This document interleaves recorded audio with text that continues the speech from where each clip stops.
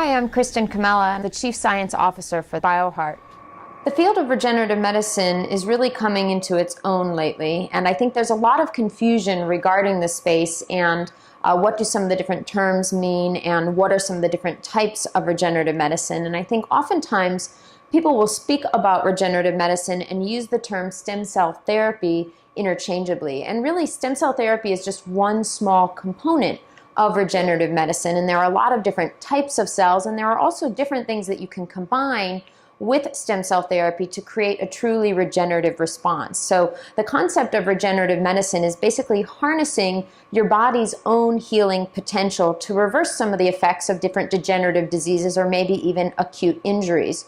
So in the case of Bioheart, we really focus on bringing all of these different modalities together to create a truly regenerative response. In the case of stem cell therapy, there are a variety of different types of cells that can be utilized to encompass this concept of regenerative medicine. So the most primitive type of stem cell would be an embryonic type stem cell. And of course, embryonic stem cells have a lot of ethical issues associated with them and oftentimes are utilized in the political arena as part of political campaigns. And in this case, at Bioheart, we utilize what are referred to as adult stem cells. And these are cells that can be obtained from an adult tissue and an adult source, meaning that we don't have to utilize any sort of embryo to obtain those cells. Examples of adult type stem cells include stem cells from the fat tissue, stem cells from muscle, stem cells from cord blood, stem cells from bone marrow, a variety of different sources. And what's different between the two types of cells is that an embryonic stem cell is designed to create an entire being. In other words, eventually will form a baby, whereas an adult stem cell is committed to only forming certain types of tissue.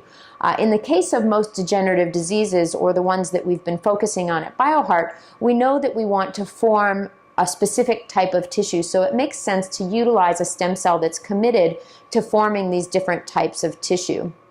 In the field in general, I think what we're going to begin to see is that the combining of some of these different stem cell techniques with things like biologics, cell enhancers, different devices, and even gene therapy, and putting all of these different things together to create a truly regenerative response for patients.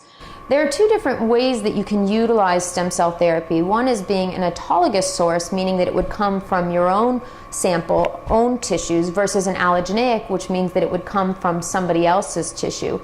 The reason that you can utilize these cells in an allogeneic type way is because there's a specific population of cells called the mesenchymal cells, which are actually immunosuppressant, which means that not only will they not elicit an immune response, but they will actually suppress an overreactive immune system. So for this reason, you can utilize the cells in non-matched donors, and you can also use them to help suppress an overreactive immune system, which is often the case in autoimmune type diseases or things like graft versus host disease.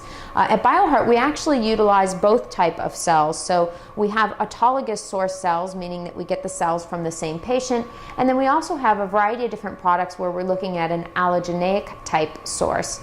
In particular, we can utilize cells from another patient that have been culture expanded to isolate those mesenchymal type cells, and those will not elicit an immune response if we place them into a non-matched donor.